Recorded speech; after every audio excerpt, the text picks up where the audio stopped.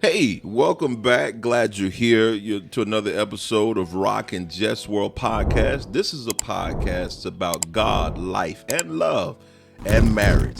Hi, I'm Rock. And I'm Jess, and today we're going to talk about why does marriage leave passion? Wait a minute, Say that's that not again. correct. Say that again. Wait a minute. Why does passion leave marriage? That sounds better, don't it? Don't you think? That actually sounds a lot better. Why does marriage leave passion? But it can. It Yeah. can. Marriage can leave passion too.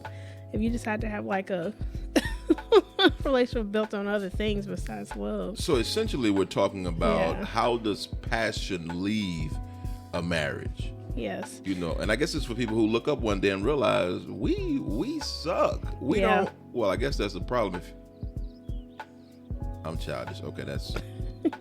So we are not doing good in the area of passion, and I believe it's easy. It's not even difficult to find yourself in that. People just end up in a passionless marriage. But what does that look like? I guess we need to explain what that actually looks like. Yeah, I mean, you can end up in a passionless marriage if you don't continue with those things that originally got you together in the first place. But also, if we don't look at the growth of the individuals, like in essence, like the definition of passion itself is strong and barely controllable emotion. So.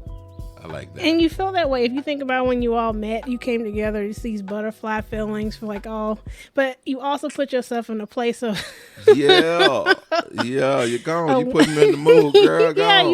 you're in the mood. You're in the mood all the time. No, not that one. That wasn't a good song.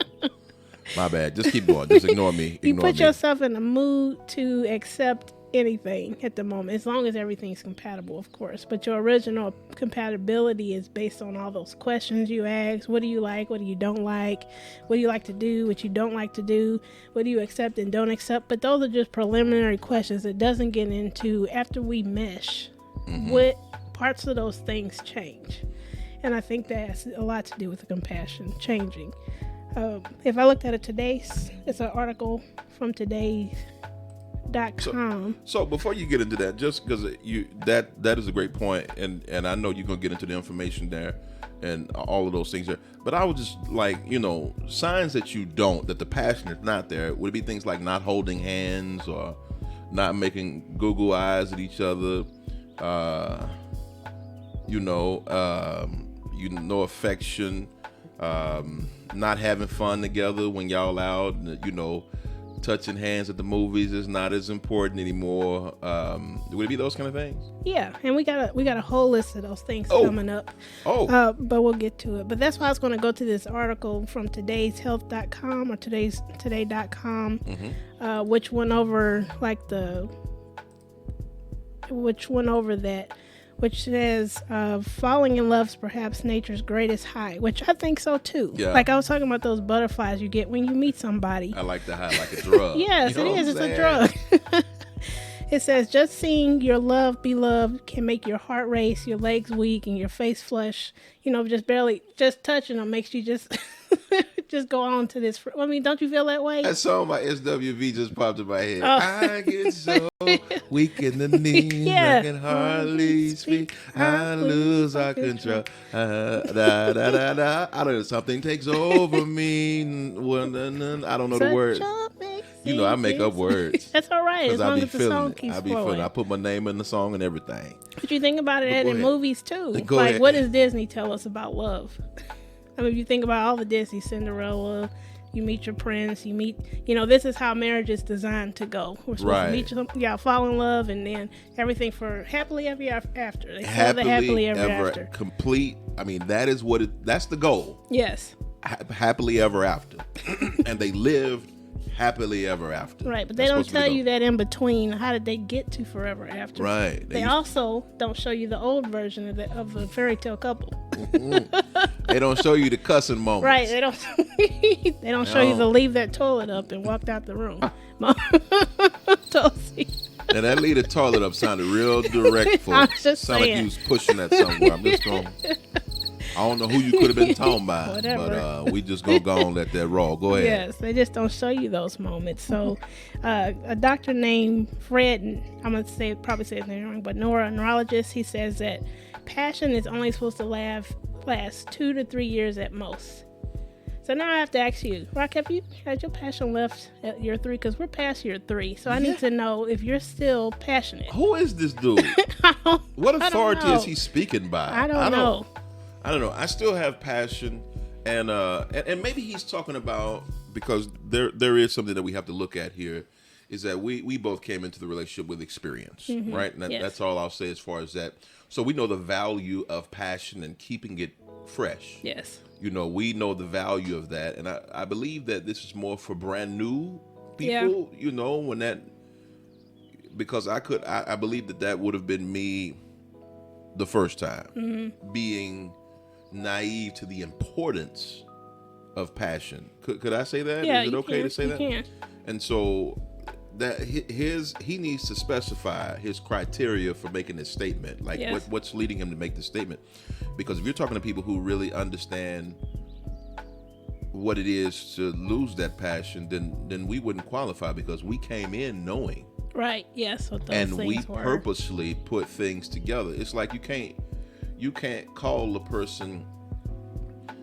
You can't talk bad to a healthy person when they're getting their physicals, like supposed to do their exercise, and like they're setting up time to do that. Yes. You know, so they wouldn't be included in people who have heart conditions and different all the time, because you know the conversation changes based on who you're talking to. So what preventative things are already in place? You can keep your passion. I do want to say that for the record. You can keep your passion. I agree. Past 2 years. You can. And you know, I think, and just, if this is just my own personal opinion, but because if you come to I'm not going to say experienced people don't have the same, you know, preventative measures, but if you are coming into a relationship experienced, just like what you said, when you have a heart attack, you're going to do those things that prevent it from coming back. You're going to exercise, eat right, and do these. So you're not going to bring those old things you used to do into this new experienced relationship. This new blissful relationship. Soft hands. Right. Wonderful looks and beautiful. Anyway, I don't want to give y'all too much of my business. Right, because you know those things that didn't work wouldn't work in this period of time. Right. And I think many times in those kind of statements, I think, and that's what kind of bothers me when I hear those kind of statements from professionals, because look at the message that it sends, especially if that professional has a sphere of influence. You're painting with such a broad brush. That doesn't include everyone, but you get someone who's new and naive, and they've realized that their passion is gone from their relationship, and they about 4 years in, they feel like, we should have got divorced 2 years ago. Or why even try in the first place? Situationships. For single people who are listening to this, that's something else. Okay. It's just it just those things, because I believe in love. Yes. But I know that love, I'm gonna say this, love is not enough in a relationship. No, it's not. You got to, it's a responsible thing. It takes commitment, and it takes duty, and it takes being grown. Yes. You have to grow up. You got to grow up. You have to grow up. I think that's one of the things that many times is missed in the relationship, that aspect of you got to grow up. I think one of the things that makes it difficult, and when you realize that you got to grow up, is when you've taken everybody else's advice and it ain't worked, and you never made the marriage your own. You never made it your advice. You never made it you. Because you can't base how you're treating me based on what someone else advised you. The only time you can learn about you or I or the other person you're with is to talk to them. It worked for mama. It worked for grandmama. It worked for great grandmama. You know, it may not work for you. Yeah.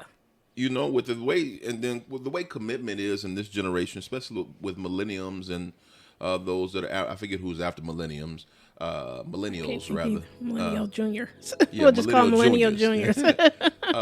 Commitment is not as strong as it is with, the baby boomers, Generation X. I don't know if it's as strong with Generation X either.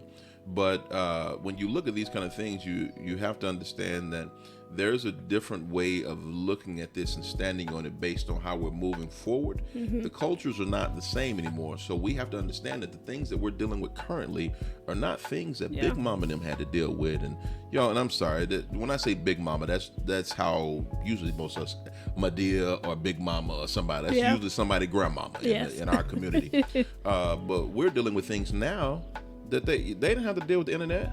Yeah, that's true. Big Mama, yeah. Big Mama them didn't have to deal with they Freaknik pictures coming back out now. There were none. You know what I'm saying? It was too long to develop. You They can't didn't just have to. What is that? What is that off of The Color Purple? What they call it, the Sugar Shack or whatever? Oh. What they call the club that they have? I can't remember. Harpo's Club. Anyway, Yeah. Anyway, they didn't have no pictures. Folks snapping pictures. Right through. Of Big Mama and them back there Sharing your business. twerking back in the day. So I'm just saying there's a lot of different things that are going on now that do have a heavy bearing on relationships now. Yes. You know, and but go ahead, because there's so much I can say there, because it's important to understand that there's a difference now. So the things that the tolerance of what we can put up with, what we didn't put up with, the way we live life now is different. Yeah. From the way it was then. You can say because today there was, I'm just thinking back in the past, there was radio, for shows, and there wasn't TV influence. Yeah. There wasn't fairy tales out there. There was, now it's social media, and you're reflecting. A lot of people, I would say younger generations, are reflecting their relationships based on what they're seeing versus relationships teaching being presented in the home. So you think back in our time, we only had, I would say I'm not aging myself, but pagers. That was our way of communicating with our with our friends. I don't care. I had a green one and a purple. Everybody can relate to that. You had a green and a purple? Or a purple when I broke the green one. Oh, my. And pagers. And then we learned to write notes on the page, just saying. That was our way to communicate. Oh, will you stop? Will you stop with these pages? Whatever. You had a purple and a green when you said? Yeah, I love anyone. Oh, my God. Yes, I loved it. Whatever. Don't act like you didn't have one. Everyone had one. But back in those days, my relationship advice came from watching my parents or grandparents, depending on what home you came from. So that was your relationship advice. You watch them and you repeat. That example. Yes. Absolutely, that example. And but I'll say this too. If you remember, and I do, even though I was making fun, I do understand that the pager thing. Most of our parents, in some sort, had a pager. Mm-hmm. I remember the pager that I first saw. My very first pager ever seeing was all related to business. My father worked for Union Pacific Railroad. Mm-hmm. He was a brakeman, and so whenever the train came through, they would page him. And he immediately knew to go call them, and they would let him know where he needed to go, what place he needed to go to be on the train for work. And so that was my experience with a pager. But then, the casual epidemic of pagers, for drugs. I ain't saying you was no drug dealer. To even bring that up, you know what I'm saying? Because you had a money green pager. I did. Money green and a royalty purple one. Oh, so, Lord. Wait. My standards grew. Wait, hold on. You had two pages? Not at the same time. I broke one and had to buy another. Two pages. What kind of... Okay, whatever. Young lady. Okay, young lady. That is not what's... We talking about passion here. Are we going to see some passionate pictures from your past pop up? Not I. I was good. But the point that I was making is that that was not... When we grew up, we were not too removed from the lives that our parents had. Yeah. Because, it just wasn't the way our parents lived. We were just maybe about 20 years away, maybe, or something like that. And time was not going as fast. Now, now the way things are, what your parents are doing, the kids on a whole nother level. Yeah. I mean, it's so, I just hate to say this, but I'm not good with TikTok. Yeah, me neither. You know what I'm saying? I get it. I get how it goes, but I'm not good with it. Yeah. So, but look at how big a difference that is, though. Yeah. There were not that. I mean, it used to be just music and stuff like that. Just music. Okay, now I'm just saying that, but we're talking about that passion. I just want to say, because you did bring up a great point, which is we watched our parents. Yeah. We saw how our parents did what they did. Yes. Right? Whether good or bad, whether successful or failure, we watched that and we learned from it. Yep. Whether we walked in it or not, we learned from it and knew about it. And so, just saying a lot of that passion, we will accept a level of non-passion because we saw mama be okay with it. Yeah, right. Yep. We saw dad be okay with it. Whether dysfunction or not. They never, holding hands should not be PDA, like where you're not doing it because you don't want, because it's inappropriate. When it's holding hands. Now I've got to wonder about your whole judgment. Yes. I'll never forget, and I'm going to say this because, I've 25 plus years of pastoring. I remember I was in Walmart standing there and just talking to a young man that I knew, from the church, good guy, really loved God, really loved God. And while we were standing there, when you're standing at Walmart, you just catch a conversation. You're not really thinking about what you're standing around. You just start talking. Mm-hmm.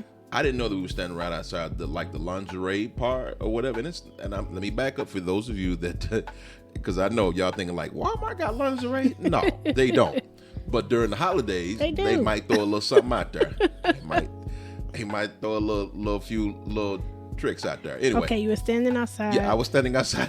I was standing outside. So we went outside. We was just standing inside of Walmart, just started talking, about God and stuff like that. And the man's wife walked up, right? Cool chick. They both cool. But here's where I had the concern. She looked and they had the little lingerie right there, the Christmas, the red, white, and green lingerie, little negligee thing. They had it there with the little bells on it. Whatever.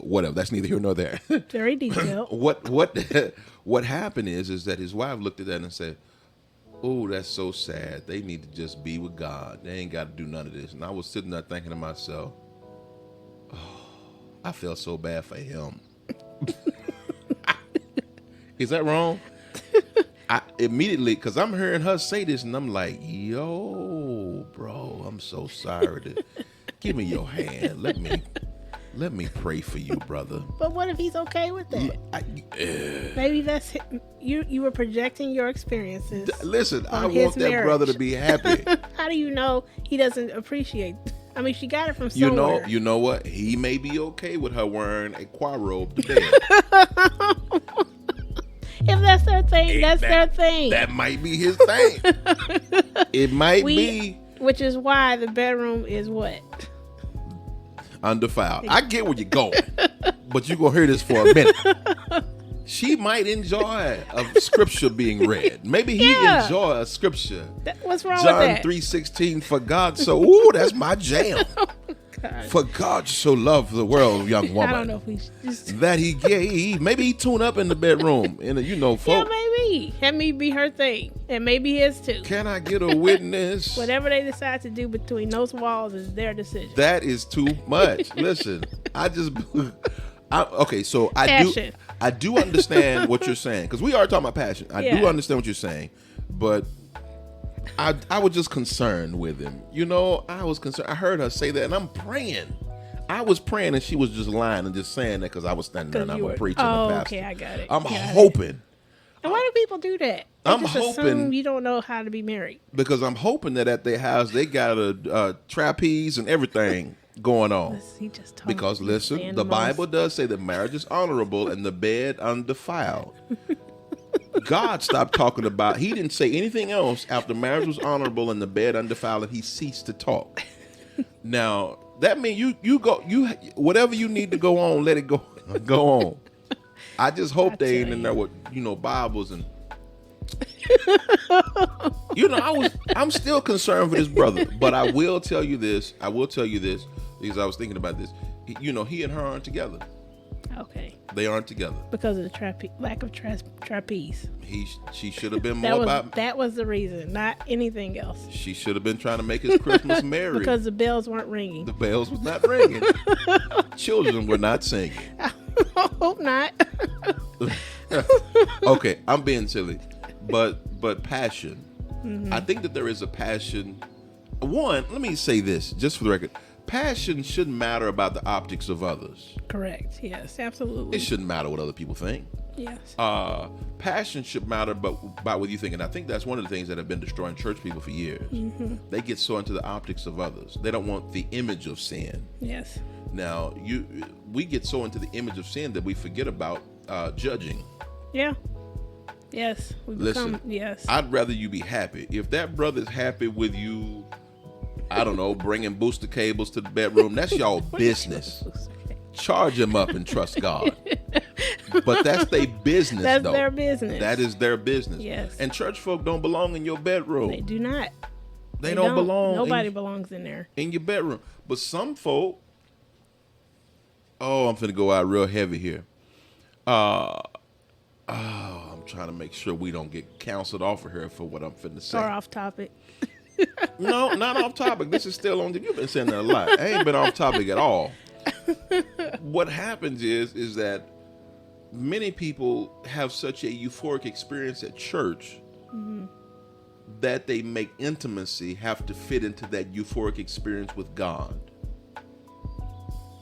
There is an intimacy, yes, that has to be in passion, that has to be in worshiping God. Into me I see. Yeah. Intimacy. Yeah. Into me I see.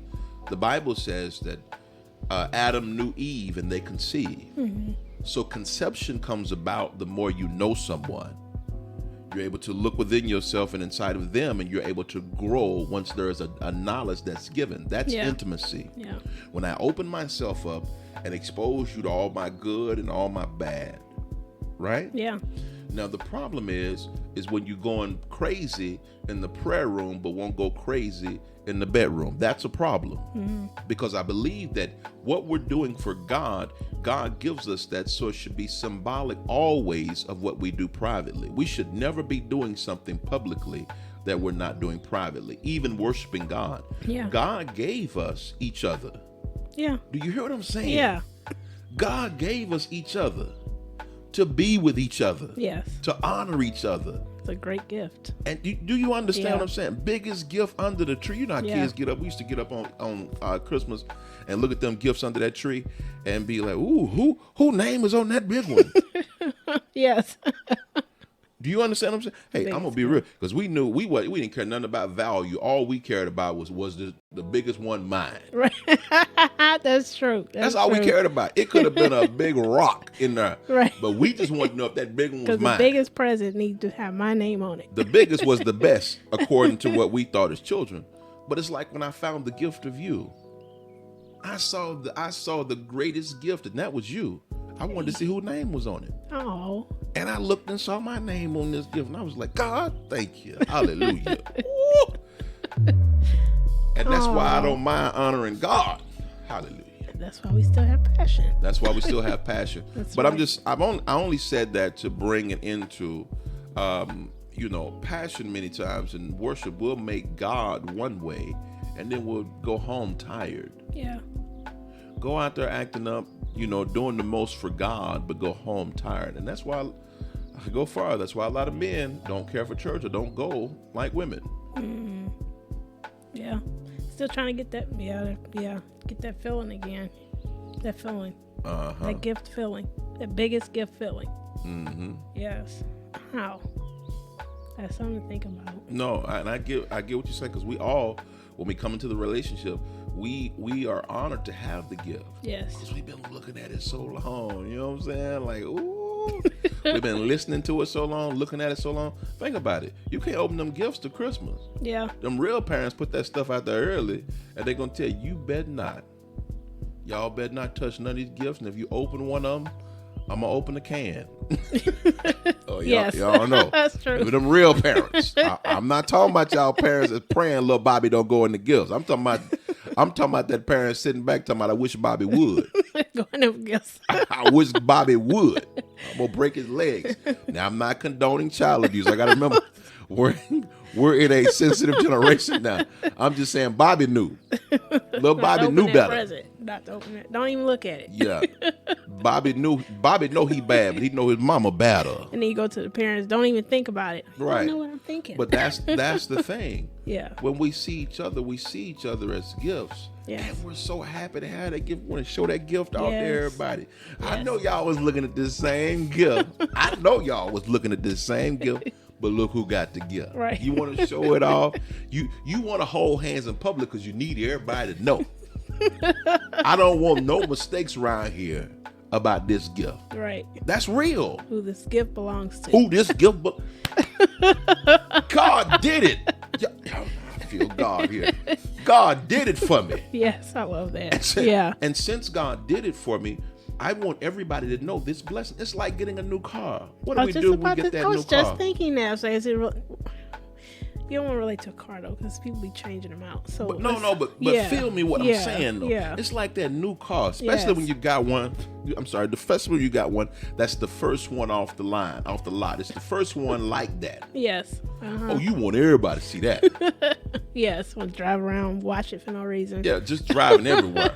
Wiping it down you just wiped it down 5 minutes. Just driving everywhere, pulling it out your driveway to bag it in. Right, Why you doing that? You still parking. You still parking. Yeah, you just want everybody to see it. And so that is the same way when God honors us in marriage with his best gift. Yeah. The Bible says that marriage is honorable and the bed undefiled. But it goes on to say, another scripture, he that findeth a wife. Woohoo. Find a good thing. Find it. Go ahead. A good thing. Ain't he all right? Ain't he all right? Listen, it's important. And obtaining favor. Yeah. And obtaining favor. Why wouldn't you want somebody to know God did you a favor? Because we don't deserve what we have. And it's that level of thinking that keeps passion high. Yes. Yep. Keeps the passion high. I love it. Well, I like that. I like that. Mm-hmm. Keeps passion high. Keeping God and love in the bedroom. Look what you did to me. That is not where I was going. Listen, you brought that up. You did it. You brought that up. We're going to keep on going, though. Well, we know God who is the good. leader is. God is good, people. That's funny. Okay, well, it looks like this tea is wonderful. I'm going to call it that. This tea tastes amazing. That passion tea. Oh. That's really good. Okay. Well, it looks like we got to those things. Like we went over, why does it leave? Just because you forget to restore. I think it can leave a lot of reasons. I mean, like the doctor that put the article, he says dopamine, that, the things that makes you happy, feel happy, it can leave. It's not meant for a permanent response. It's meant for temporary. And it's the same thing with relationship. But I don't know if I agree with that. I don't know either. Now, dopamine, we get it. We get it. That's that hormone that's released. It is a hormone, isn't it? Yeah. It's a chemical that's released in the brain. It's like a high. Yeah. It gets you high. And but we have so many things that dopamines are released for. Any kind of excitement. Dopamines are released. And I don't compare. I don't think that it's a good thing to. And I get what he's saying with the scientific aspect of it, but I don't compare the value of you to the value of getting $100. Right. Unexpected check in the mail. Yeah. I don't do that because that's a check. You are an inheritance. It's a difference. Yeah. We can't look at it as, even though it is temporary. Now that's another thing. You can't look at it as a temporary fix. Yeah. You get what I'm saying? What about like people that people that got out of a bad relationship and they go to those quick fix things to repair, temporary repair. It's not a permanent repair, but they do that to, I guess, get over the feeling of loss. Like, do those things happen in marriage? You get that temporary feeling of things of loss. Like if bad arguments, you do that dopamine response. How do you restore that? Like restore bad things? That's a great question. I think many times, and let's just be real. Let's just be real. This is not going to be deep or anything like that. Yeah. We have to really know us. And when I say us, I'm not talking about us as a couple. I have to know me. Yeah. And you have to know you. I think many times what happens inside a relationship that becomes a bad thing is when we base how we feel completely on the other person. Yeah. And if you're basing how you are on the other person, is that person really married to you or to themselves? That's true. Yeah. I get somebody out here is going to listen to this and say, but we are one flesh, so we are one. Listen, I'm going to tell you something for being deep with your deep self. Let me help you here.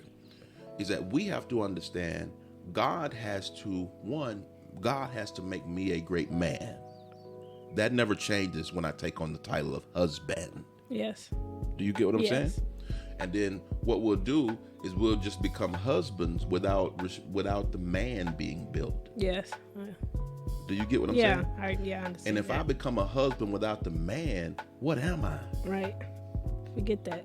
Do you get what I'm saying? I have to understand that you are a wife, but God has to strengthen you and grow you and make you even great. But it's you as a woman that makes the wife great. Yes. Do you get what I'm saying? Yeah, I get that. And we lose sight of who we were before the title, before we got, before the inaugural process of us being husband and wife. Right. We were man and woman. Yeah, the husband and wife is the celebration or that you've earned from being the great man or the great woman. Husband and wife is the trophy. Yes. It's the fact that you won. Yes, you won. You won. You earned it. Right. Yeah. And so, dealing with loss and different things of that nature, we're there, and that's another thing I believe. But dealing with loss, I think that many times we have to reevaluate and redefine our relationship as it pertains to us individually. Mm-hmm. I, as a husband, know there's going to be adjustments that need to be made to me as a man because I am married. But I should never lose myself completely. Yes, right. There will need to be some audibles that are done. Because I know you like ice cream and sweets and stuff like that. Don't tell everybody I like. I don't eat it. I don't eat it all the time. I mean, I like it, but I don't eat it all the time. I think you got sweet teeth in your pocket. Well, how do you think I'm as sweet as I am? You know what? You're right. Sugar and spice. And everything nice. I know.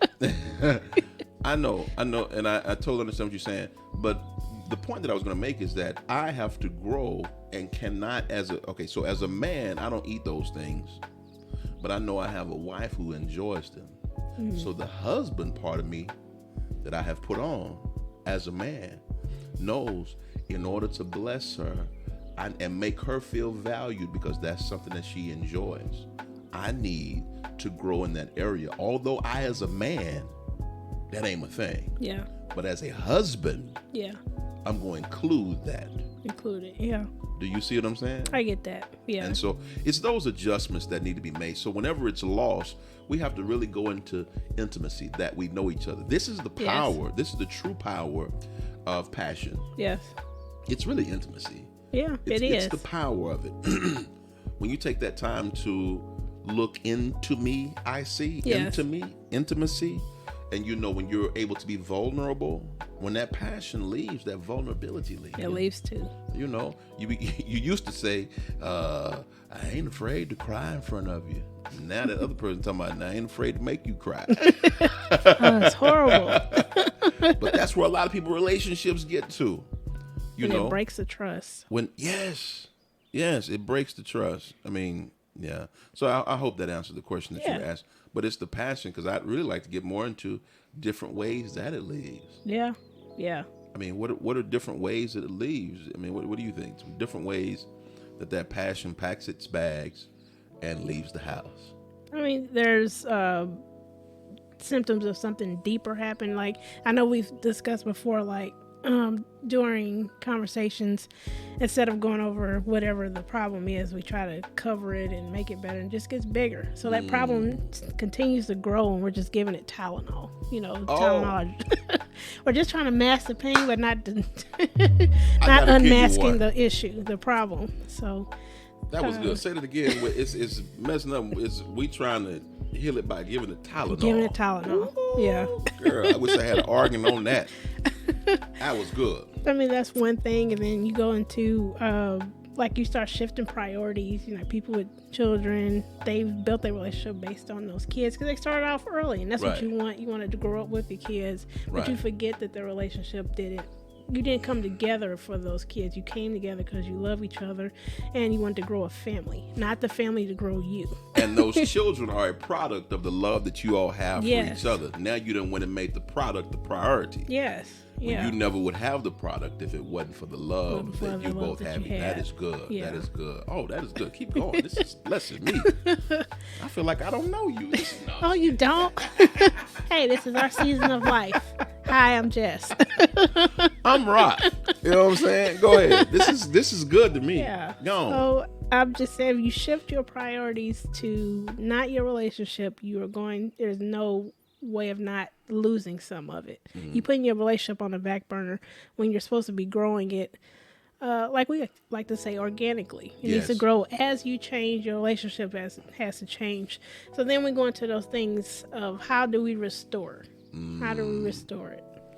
I think one of the ways to restore it is to reestablish things in the relationship purposefully, even if you got to schedule them. Yeah.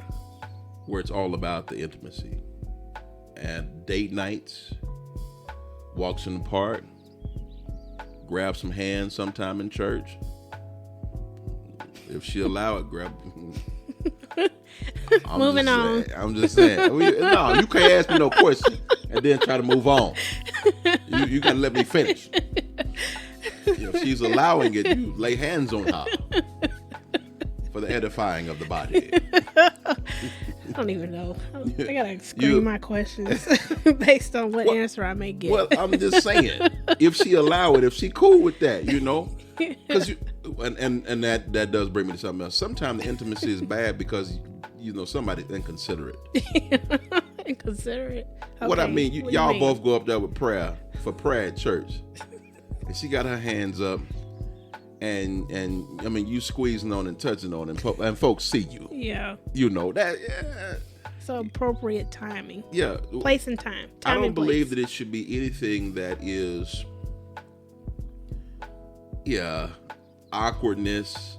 One, I think it's something that need to be talked about. Yeah. You know what I'm saying?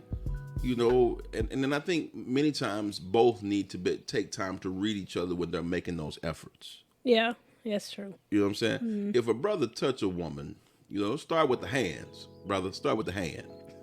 And you touch her hand and she smiles, you good. You know what I'm saying? You good. Touch that hand again in a different atmosphere.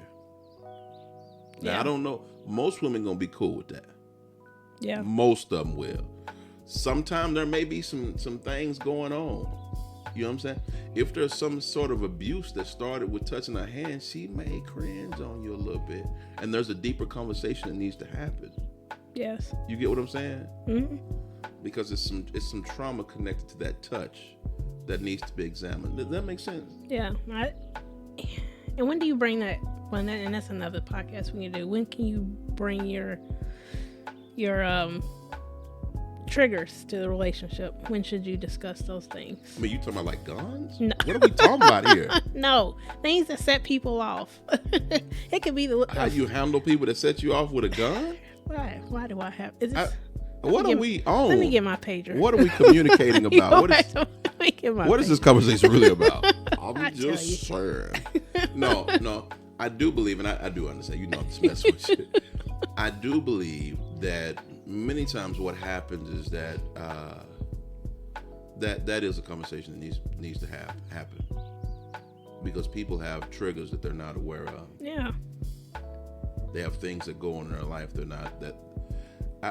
they have triggers many times you're not aware of them until they're triggered. Then you have to go through and process how did I get to this emotion? Where did this come from? Yes. I was doing fine and somebody said hello to me and all of a sudden I felt something. Right. you got to really go back and see what in the world happened. That's why self-evaluation constantly is so important. You don't know what you don't know what your mind is currently going through, because even those things like, how you walk past something, you didn't really see it, but your eye did catch it. Mm-hmm. And you don't realize it until you say, oh, you know what? I feel like this moment happened before. But you just can't touch it, can't put your hands on it. But, the eye see everything. And we'll get to that because it is the traumas and stuff like that. And that's why touching, there needs to be a conversation altogether with touching. I remember we had that conversation because I, as a man, you was doing it to be funny. You squeezed my behind. I wasn't good with that. Yeah. I was like, And most men aren't. Most men aren't. I don't know what it is to make females do that anyway. Listen, let me help you. No. Let me help you real quick. I'm not most men. I don't know what most men are good with, but you grabbing me like that? I don't know. I don't get it. I get it. I don't understand what makes me want to. I don't. Hey, I don't Oh, know. so there is a desire desire to to do it. violate my whole Yes. manhood? I don't know what it is that makes me want to do that. Listen, people of God, and we just talked about triggers. Yes, that's true. That's And you true. got your hands want to violate me, and Yeah, know I know you don't. I don't do that. That's horrible. I've been abusing you, and I'm sorry. I've been trying to tell you. That is really crazy. I think that, but you know, in all honesty, there needs to be a conversation in that regard, both for men and women. Yeah. Not only for the intimacy, but sexually as well. Yeah. There needs to be a conversation. I think whenever I don't know what it is make people just not want to talk about it. Because it's supposed to be private. You need to say what's on your mind. Yeah. If it's something, and well, that's a vulnerability too. If Yeah. you have a certain desire, different things like that, and we're going to talk about that. That's another episode too. If you have certain desires and stuff, there needs to be a conversation about that. But as it pertains to intimacy, because usually intimacy is what leads up to that. Yeah. You know, fun time. Comfortability. What do we call that time? I'm not. What do you call it? Never mind. God's Never will. mind. God's will. Oh, That's my what goodness. I call it. I call it God's will. What do you think about like what do you think about like scheduling marriage meetings? Like we have family meetings and things like that. What do you think about? I mean, and this I don't know if this is a thing or not, but should you have married? Is that weird or? I don't think that it's weird, but here's the thing. I think that anything that the two in the couple, in the relationship, in the marriage, agree that works is what needs to be done. But I believe that's healthy. Because you schedule everything else. Yes. I think that's healthy. Like me and you, you know, every morning we'll pray. We grab hands. It's like clockwork. But I believe that that's healthy for us. But it's not healthy for everybody. Some people are not focused in the morning. That's true. They focused at night, or whenever they're focused. But I believe that's I believe that's good to schedule it, especially if there's a lot of turbulence there or some issues. Things keep coming up, emotional setbacks, or keep saying the wrong thing or different. I think there needs to be a conversation consistently. Yeah. About how do we communicate? How do we go forward? What makes you feel this way, that way? And then whenever those things happen, and the frequency of this conversation is another thing. Yeah. But I believe that the frequency should be based on where the whole marriage is, as far as this being an issue, whatever it's an issue. One, if it's a communication problem, that needs to happen as much as it needs to happen. Yeah. Because without communication, the marriage can't survive. Yeah. In my opinion. Yeah. Now, you got some people out there, brothers, that be like, well, as long as she's still meeting me in the bedroom, listen. That don't mean everything's okay. Bruh. There's a lot of women can hate your guts and still meet you in the bedroom. That's not a good thing. You know, hate your guts and just planning I'm gonna choke him as soon as he falls asleep. He dead. And like on the other side, just as long as my man's still providing, that mean we do it. That's not true. Nope. That's not true. It's a lot of men. Well, this is a whole conversation for another podcast. Yeah. But there are a lot of men who will still provide because that's just what they do, and want to be with somebody else. Yeah. That's reality. Yep. That is a reality. And so I think that whenever the intimacy is gone, that those kind of things are necessary, one, to get it back there. It's like when you have a sickness. You're going to go to a specialist. Yeah. Or the regular doctor is going to schedule you for a specialist.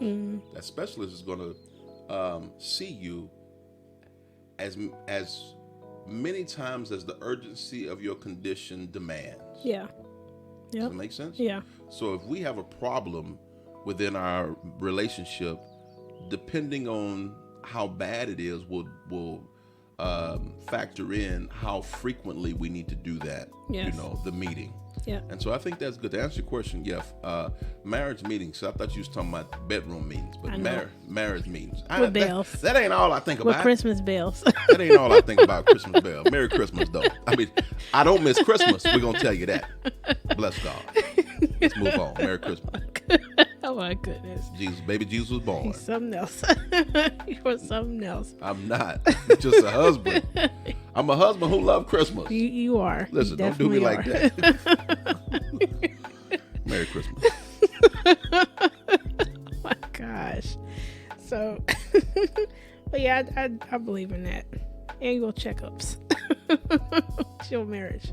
Annual checkup. Yes, annual checkup. Yes. However frequent that is. But I think after all of this, at the end, because you said love is not enough. To me, if I choose love every day, at the beginning of my day, you think about what all that entails. And love means I am going to check on you. I'm going to check on myself. I'm going to, and whatever that is for your relationship, whatever keeps your relationship with the bond of one, I think that's what should be done and chosen every day. Yeah. And I think that it has to be intentional. Yeah. A lot of times when it comes to, I won't say it just when it comes to intimacy. I'm just talking about everything. If there is something that needs to be done, we have to be intentional about it because we want our relationship to work. We want our marriage to work. Yes.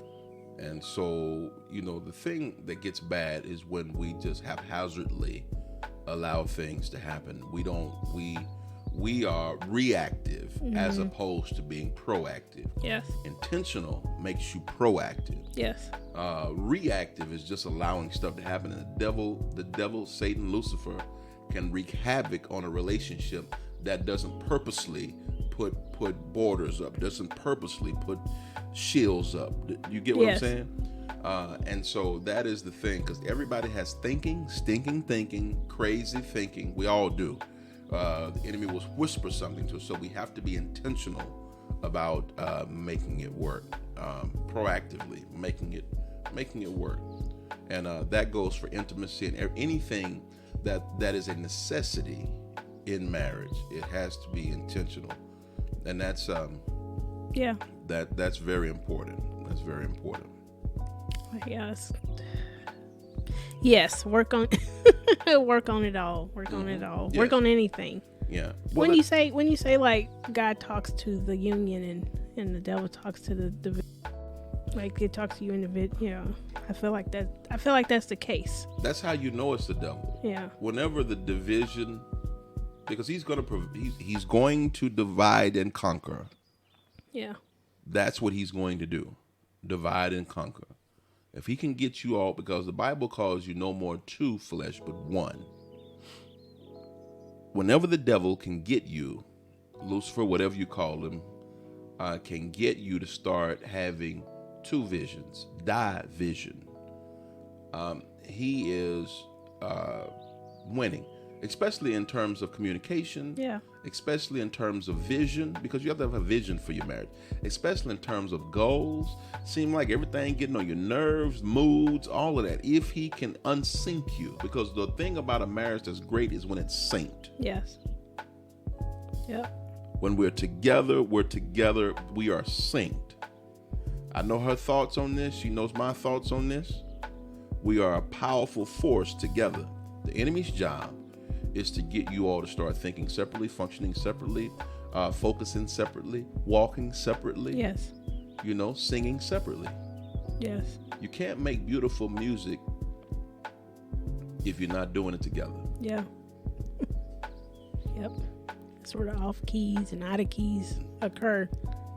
And when it's happening. Yeah. And you forget to stop it. You forget it's that moment you forget to stop it. That's when the division starts. That double road versus one. It is. And I think that many times people, I don't think that it's something that, I don't think nobody goes out to purposely do it. Mm-hmm. I just think that whenever you're not being intentional with things, it happens. Yes. Now, when I say intentional, I'm talking about intentionally keeping yourselves together, intentionally paying attention to your relationship, doing it on purpose, not just haphazardly going through, allowing whatever, and then all of a sudden, when everything, you've been given too many Tylenols out. Yes, too many Tylenols. Too many Tylenols, and that was a great point you made. We've been given too many Tylenols out, and now we have a whole sickness. Yeah. That one Tylenol ain't even going. That Tylenol is like a tic-tac-toe whale because we don't allow it to get too big. Yep. You know, not that you can't get over it when it's big. Yes. It's just going to take way more time. Yep. It's going to take, and I believe that that's being honest about where you are as a relationship. So those meetings that you're referring to, I believe they're very important when you're, as it pertains to keeping the relationship strong, keeping the relationship together. That's very important. Yeah, that's very important.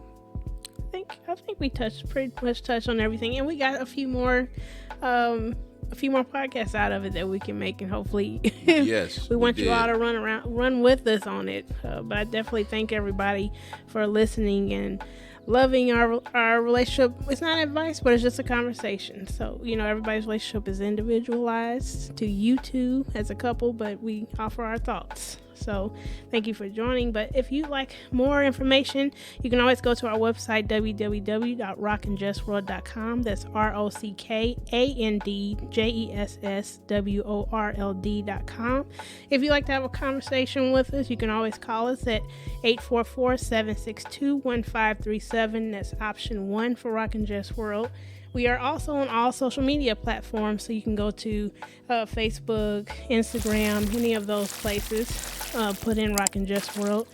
It's in all. We like you to come along with us. So in all our podcasts or any platform, you can hit like, love, share, follow, any of those things that helps you follow along. Hit that notification bell so you can hear any updates that we give. We also have a ministry called Social Fire Eat Church, which also goes over biblical principles, scriptures, conversations of today's church. You can also reach us there at 844-762-1537, option 2. Yeah. But at the end of the day, just follow along with us. If there's anything else you'd like us to discuss, anything marriage, we don't have restrictions on what we talk about. No, we want to go over those things. So anything you think of, comment, share, you can send us a message, email, any of those things. Just let us know. We thank you all for coming. We enjoy you. Stay tuned and support. We appreciate your support. Be blessed. Yes, be blessed.